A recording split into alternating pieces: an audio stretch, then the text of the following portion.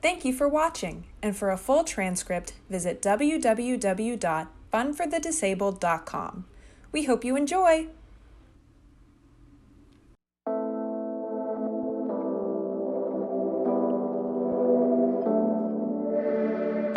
This is Reset. I'm Sasha-Ann Simons. What would it take for Chicago to be a more just and equitable city? And what kind of leaders do we need to make that happen? Well, the Field Foundation of Illinois has some ideas. The organization recently named this year's Leaders for a New Chicago. They're artists, advocates, community organizers. They're being recognized for their contributions in a number of fields, and they're being called on to create a more inclusive city. Now, this is an important conversation. I think a necessary conversation, and we have lined up 5 of the 10 leaders to join us here in studio this hour to talk about the work that they do and the future they envision for Chicago and its people. So let's hear from these 3 first. Mark Clements is a community organizer at the Chicago Torture Justice Center. Welcome to Reset, Mark. Thank you. Glo Choi is a community organizer with Hana Center. That's a nonprofit working to empower Korean Americans and multi-ethnic communities. Glad you could join us, Glo. Happy to be here. And Ling Young is a youth organizer at Southside Together Organizing for Power. Good to have you back, Ling. Thank you. So first of all, congrats. Thank you so much. This is awesome.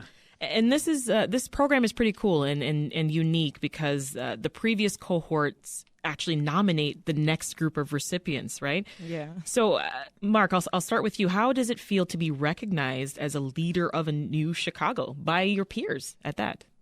Well, I think that times are changing in the realms of how we have been treated as African American, Black and brown people, and that now we are getting just an inch of that piece of the pie. So I am happy, and the bottom line of it is that what I have had to go through as a torture survivor in the city of Chicago, I wouldn't say that it is well overdue, but it definitely brings some type of reflection, and especially to the little old mothers that are still struggling with their children being locked up.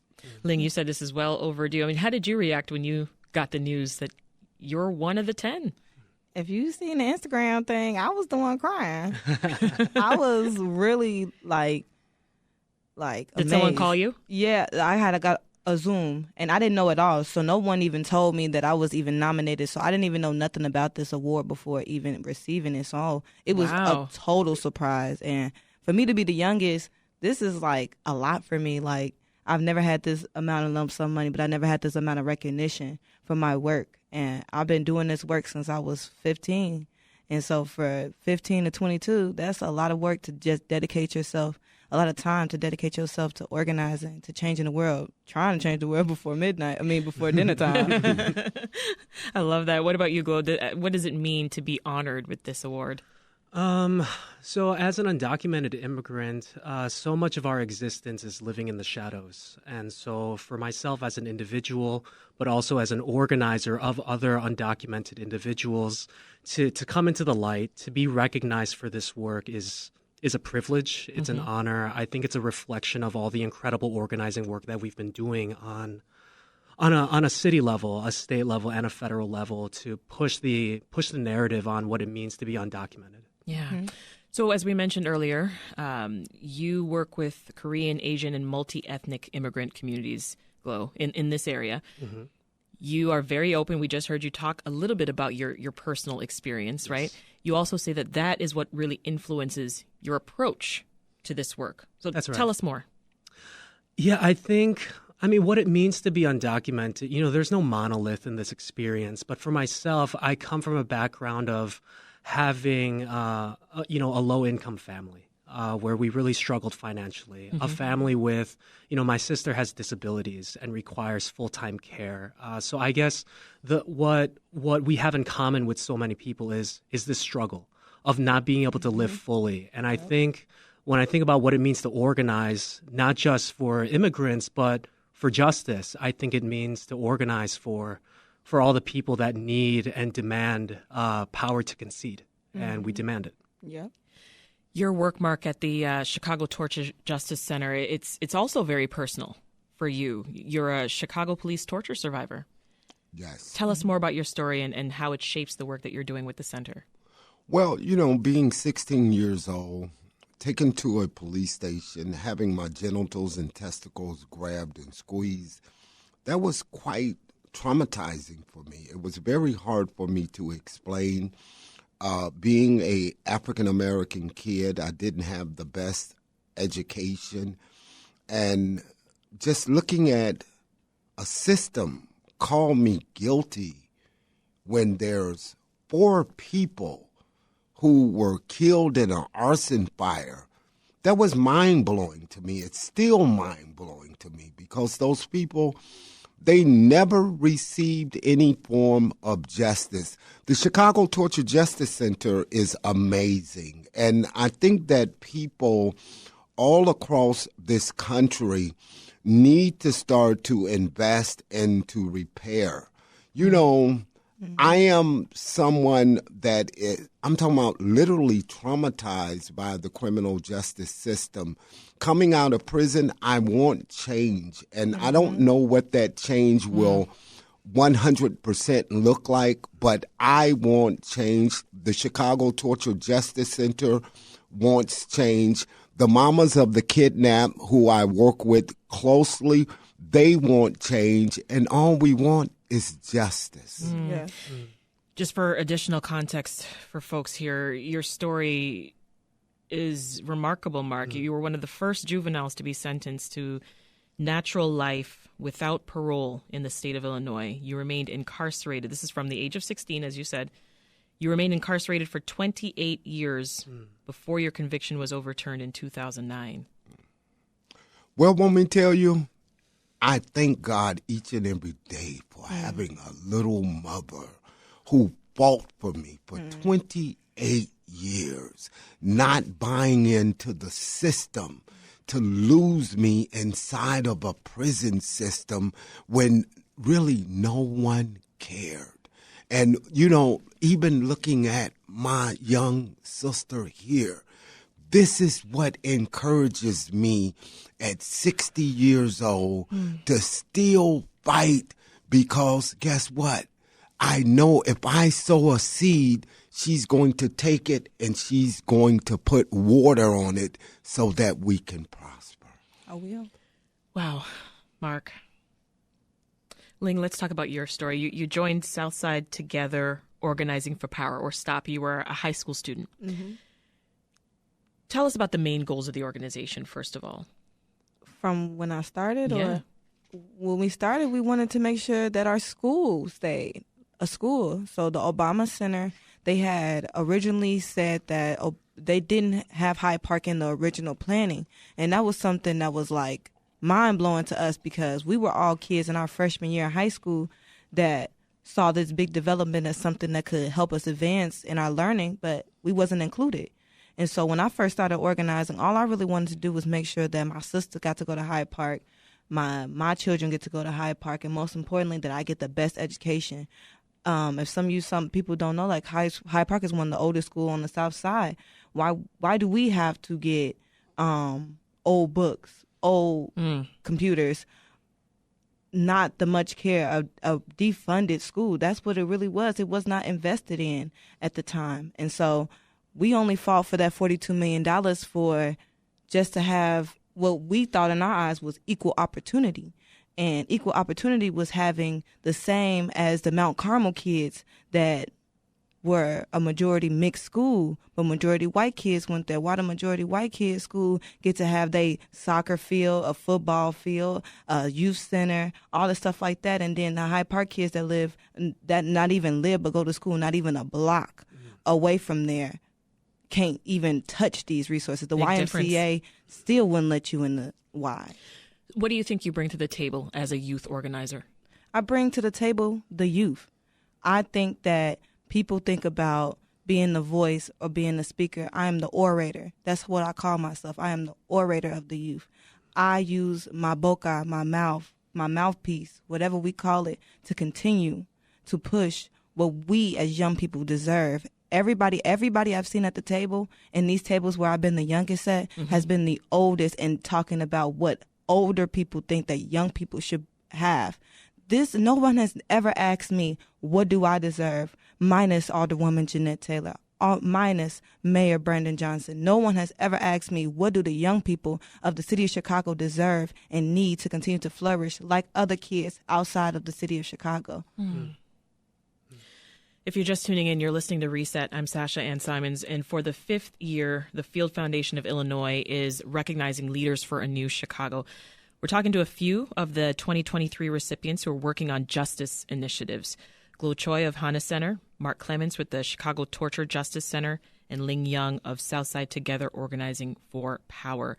So, Glo, this award is going to come with a no-strings-attached grant of $25,000. Huge deal. Very. Talk to us about how is this going to support your work? Well, the amazing part is that an additional $25,000 is going to be going to the Hannah Center in a similar fashion, no strings attached. And we're so grateful to have this opportunity to continue doing our work, to continue our youth programming, to train and educate, folks who are on the ground now, people who are experiencing trauma now, who need solutions now. So I think it's a wonderful opportunity for Hannah Center to continue doing those in an unrestricted manner. And then for myself, I'm not really sure what $25,000 means. There are some immediate needs that come to mind. Like? My mom's car just broke down. That's something that comes to mind in terms of hierarchy of needs. I also think it's important to celebrate every win, every victory. And, this $25,000 is a community victory as much as it is a victory for myself. So hopefully some celebrations are going to be on the way too. Mark, how do you plan on using the $25,000 to support your work? Well, first of all, as the brother explained, $25,000 goes to the Chicago Torture Justice Center, $25,000 to me. There's no other way to bring any recognition to the hard work of my moms other than taking some time and using some resources with the moms of the kidnapped in the city of Chicago who deal with their children still entrapped by a criminal justice system. So I have every intentions of giving back to them during the month of July, as well as also investing to try to explore some type of attention around additional people that are inside of our prisons. And closing, one thing that I want to say, my dream in the city of Chicago is not the money, but to end up on Tanya Francisco, I know you listen to this program. I want to be on your program, What? Other network. Ling, what about you? $25,000 for you, $25,000 for Southside Together Organizing for Power.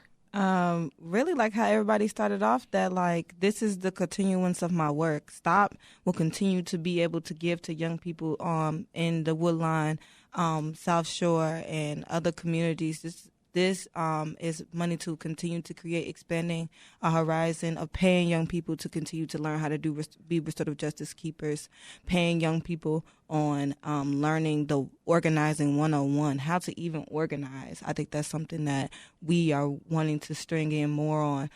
Also, we just want to continue to keep doing the good work. Yeah. Like, that's what I keep doing. You mentioned Mayor Johnson earlier. Talk more about the kind of support you want to see from the mayor and his administration on the issues that you're focused on.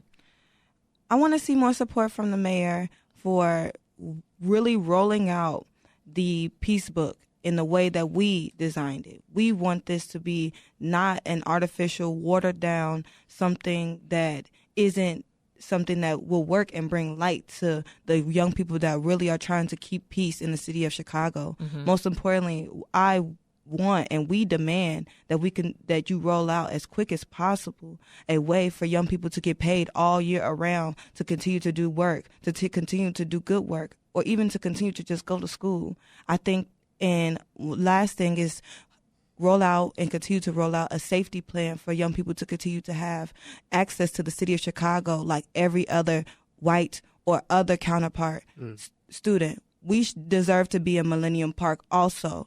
Create Millennium Park to be a space for Black, brown, and white students. We want downtown to be accessible to us as Black and brown students. That is what we deserve, and that's what we demand from Mayor Johnson's administration. Mark, earlier on the show, we were talking about Mayor Johnson's plan to create a memorial for police torture victims. It's an idea that we know started under the former mayor, Lightfoot. It did not start under the former mayor. I want to bring clarification to the city of Chicago. It started under Rahm Emanuel. Let me tell you, I am so happy that we finally is able to get some funding for this memorial.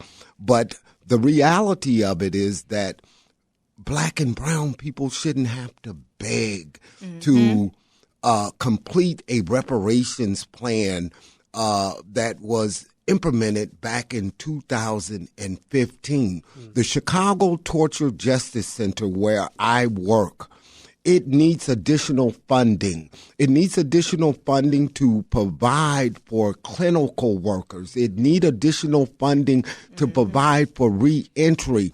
Black and brown people should not have to go to prison, and then when they come back out, they remain to suffer. Glo, the city's struggling to provide basic services and housing to the thousands of migrants that we know have been arriving here in Chicago since last August. Given your personal connection to this particular story, right, what's it been like for you to watch the tough journey for these asylum seekers unfold? It's heartbreaking because so many of us in the city of Chicago are suffering, and then people who've made the arduous and life-threatening journey to come all the way here to not have the support that they need, that, within the Constitution of the U.S., seeking asylum, it's a human right. And yet, people just have been pointing fingers, have been trying to divide the city when everyone who is suffering deserves to have the support they need to survive. It's really heartbreaking, and I think the city of Chicago, as well as the state of Illinois, what they really need to do is be accountable. We have all of this housing opportunity at McCormick, right? Or when people are asking where should asylum seekers go, I think that conversation should be had, but funding should be given to everyone who requires this kind of housing, right? Yeah. Well, let's go real quick around the room here, because I would love to hear what each of you find inspiring about the work that other leaders across the city are doing. So, Mark, maybe I'll come to you first. Anybody that you want to shout out, other local groups? Well, let me tell you, I give a shout out to all of our young people. I would not be able to make it without our young people. So to all of these groups, whether it's SOUL or whatever group it may be, hats is off. This is a hard fight. Love you, mamas. Ling, whose work have you been paying attention to? I've been paying attention. Well, I work with all of these groups, so I'm going to shout out the Hana Center, BPSC, PBMR, Woodlawn Sort of Justice Hub, STOP. I'm going to shout out my home, and all the 20 Good Kids Mad City, and all of the orgs that's been really doing the work and putting feet on the ground to really do what we're supposed to do for the young people of the city of Chicago. Yes. And I'll give you the last word, Glo. I think one particular group I need to give a shout out to is Healthy Illinois. Right now, we're working on a critical campaign to ensure that undocumented immigrants have access to Medicaid. And right now, as of July 1st, they will be, there are emergency rules to rescind enrollment, to add co-pays, and we need our health care that we've been fighting for so desperately. And that's the campaign I want to give a huge shout out to. We've been speaking with Glo Choi of Hana Center, Mark Clements with the Chicago Torture Justice Center, and Ling Young of Southside Together Organizing for Power or Stop. Thank you all for being here today. Thank you. Congrats again. Thank you. Thank you.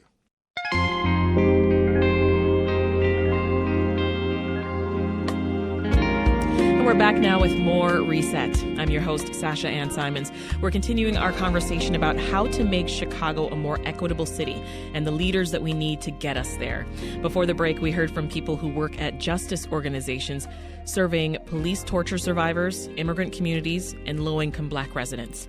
Let's hear now from two more leaders for a new Chicago who are using their art to make the city a more inclusive place. So joining us now is Vanessa Harris. She supports creative opportunities for the disability community as the president and founder of Strategy for Access Foundation. Welcome to Reset, Vanessa. Thanks. Hi, Sasha. And Yvette Moyo is founder and executive director of Real Men Charities, which advocates for fathers, families, and community development. Nice to have you, Yvette. Thank you. I'm so happy to be here. Congratulations, ladies. Good, thank you. Thank you. This is incredible. What went through your mind, Vanessa, when you found out that you are a leader for a new Chicago? I didn't believe it. Yeah? I thought it was an interview to go further so I could get it rejected. Oh, no. You thought it But was just a callback. I'm excited. Oh, I love that. I love that. Huge smile on your face today, so I can tell. Yeah. Yeah. Well, how about you, Yvette? I was just excited. I thought it was very appropriate. I want to see a new Chicago. I want to see, and I feel it. I was playing Can You Feel a Brand New Day when Brandon Johnson won. It wasn't because, and I thought Lori, should have had another opportunity. But the visual of this man and his family, it looks like a younger Chicago is coming forward. And I am so excited about that. So, did you even know that someone had nominated you? No, I didn't. In fact, one of my friends called and said, what am I supposed to say about you? I'm doing an interview, and I know so much about you. What do you want me to? And I'm like, what are you talking about? She's like, you were nominated for this award. And I said, no, I think somebody told me they nominated me last year. And I said, is it? And she's like, you don't know? I'm like, I really don't know. What a nice surprise. Sounds like surprises all around here. What about you? Did you know, Vanessa, that you were in the running? I was going to be nominated, but the person that nominated me had looked at my application for something else a couple of years before and rejected me. So I thought she was just being nice. So no wonder you were just assuming that bad news was around the corner. Yeah. Right? And so shocked. And she really surprised me. She's really supportive. Oh, wow. I love that. I think she was saving the best for last. That's it. That's the way to look at it. Yeah. So you ladies, you both use art and storytelling to uplift different Chicago communities, right? Yvette, I know you've dedicated, I think, 45 years to creating opportunities for business and family, community growth.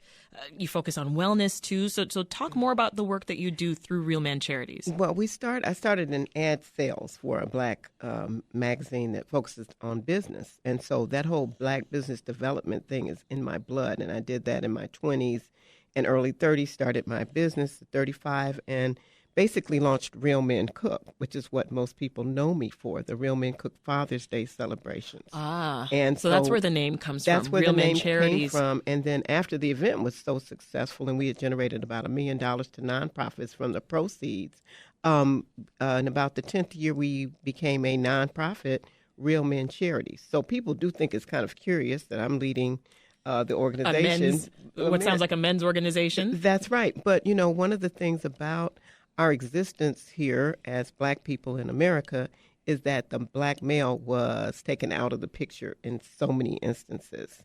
And there was no family structure, meaning no man was the breadwinner. And so in the system of slavery and other things we've been through, it has diminished the African-American male. So that celebration became a movement for us. And we kind of dropped all of our other business operations to continue to promote the fact that a family is not a family without a father, and that no matter what the configuration of the family is, it's valuable, and that real men, a man, a coach, a uncle, a grandfather, and that biological father are all important to building our children to be whole and complete. Wonderful. And Vanessa, you're an artist who's living with multiple disabilities, and you have said before that you felt like the disability community doesn't focus on fun. No. So how are you trying to change that through your foundation? Because, you are just a whole ball of joy sitting in front of me right now. Thank you. Well, we have two websites where we produce videos for the disability community. And the videos show that people with disabilities have just as much to offer, if not more, than people who are able-bodied. And we also want to show that people with disabilities experience joy. That's what we're about. Yeah, joy. Yeah. We have a project going on right now to show that Chicago is disability friendly, and we're producing 15 videos for the city for tourist venues showing that they're accessible. You also see your work as a form of protest against widespread ableism and systemic discrimination that's experienced by people with different abilities. Tell us more about how you have faced those issues in your life. What has that looked like personally? Well, since I have multiple disabilities, I'm a wheelchair user and I'm a cancer survivor, and I also have bipolar 1. And in my previous career as an engineer, I experienced a lot of discrimination when I would become ill with my bipolar disorder, and I lost several jobs. Now that I have my own business or nonprofit to run, I get to dictate what I do, and I'm not under any stress. I'm meeting nicer people, and it's just a lot more fun to deal with. And you're your own boss. Yeah. And you're fun to deal with. Thank you. Yvette, you've spent a lot of your time and your effort, as we've heard, highlighting Black voices. Your nonprofit currently publishes the Southside Drive magazine, as you've talked about. What topics and stories do you focus on? We really focus on the arts and culture to heal and to build. So I use in social media, I use the hashtags Art Heals, and we bought a entertainment venue, an arts and entertainment venue in South Shore 5 years ago. It was where our office was located 4 years before, and it was important not to see that venue shuttered. And so we became the owners of it. So it became a community hub, and so we talk about that. The subtitle of the magazine, Southside Drive, is Guide to the Good Life, Chicago. Now, who is talking about that? In other media, all you're really hearing in mostly print media, and this is a print publication and an online publication, we're not talking enough about what does that good life in Chicago look like. And there is a good life to be had. Without speaking it, the word is very powerful, and we speak this good life opportunity to children all the time. We have a free summer camp at the Quarry right now. During the pandemic, we had an interview. We have a raised stage. We have excellent entertainment there.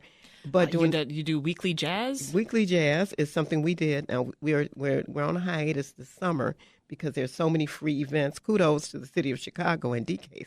Sort of kudos, because last year we were like losing money because so many people were going to free events. So we had to change our model. We have to pivot, and when you're in business like that. But during the pandemic, we changed to a community hub where we distributed over 1 million pounds of food, of groceries, to our community as that hub. And so it is about love. It is about, I use the Black on Black Love hashtag a lot too, which came from Ed Gardner, formerly the head of South Sheen magazine that passed recently. And that Black on Black love is really what we're promoting. Once people hear that, the DNA, the system changes a little bit because they want to know more about this love thing. Yeah. This is what we should be speaking, what we should be doing. We publish the magazine. We do educational seminars called MOBI, Marketing Opportunities in Business and Entertainment. We're known more outside of Chicago for that. And just so much more. It's just all about love and pouring into this city in a way that everyone can feel uplifted.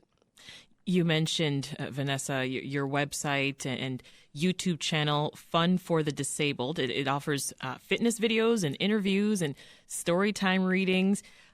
You did a mental health series as well. Yeah. You just talked to us about living with bipolar disorder. Why is it important to destigmatize mental health, especially within the disability community? People with mental health disorders are not understood at all. Like, for example, if I say I'm just now coming out of the closet myself saying I have bipolar 1. I normally don't say it. In fact, when we put the series out a year and a half ago, I didn't include the interview of myself because I was too afraid that there'd be some backlash. And you're no longer afraid? No, I'm not. No. What changed? I just started telling one person at a time, and they'd say, "Oh, really?" And they'd either change the subject because it didn't mean anything, or they'd be like, "Well, you must have it under control." And I do. I see my doctor. I see a therapist. I take care of myself. I handle my sleep problems well, and I take my medication. So I do what I'm supposed to do. And if I feel like I'm going off the rails a little bit, I say something, which I didn't used to do. Very good. Wow. Yeah. You took a documentary class at Hyde Park Art Center in Chicago as well, and that, I hear, changed the trajectory of your life because it's led you down the path of covering these important issues that the community faces. You talked about buying an accessible car as a wheelchair user. Yeah. For one example. How do you want to open the doors to the next generation of storytellers, Vanessa, and filmmakers? Well, I work with a lot of the universities in the area. We have interns from Northwestern, DePaul, Loyola, Columbia, and a couple others. And also from University of Illinois, Chicago. And there have even been some from my alma mater, which is in Iowa. So we've had students that do it remotely.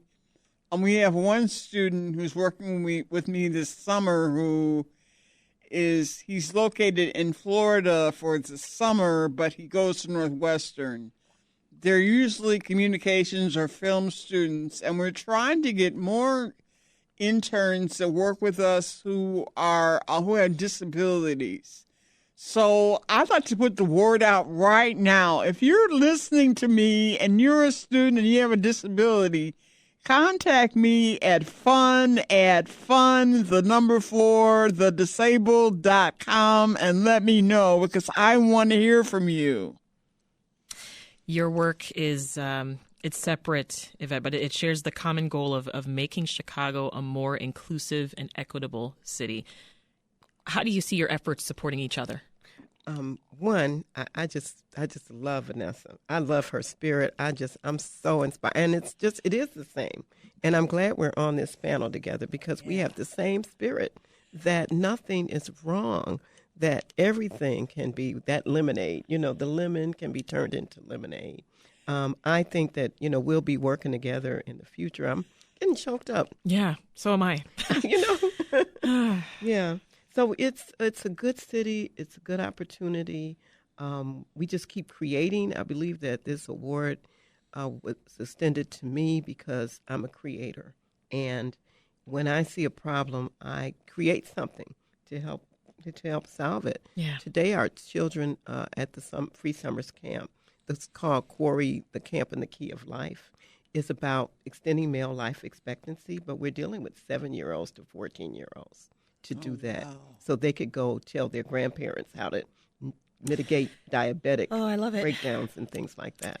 We've been talking with Yvette Moyo with Real Men Charities and Vanessa Harris of Strategy for Access Foundation. Thank you both so much.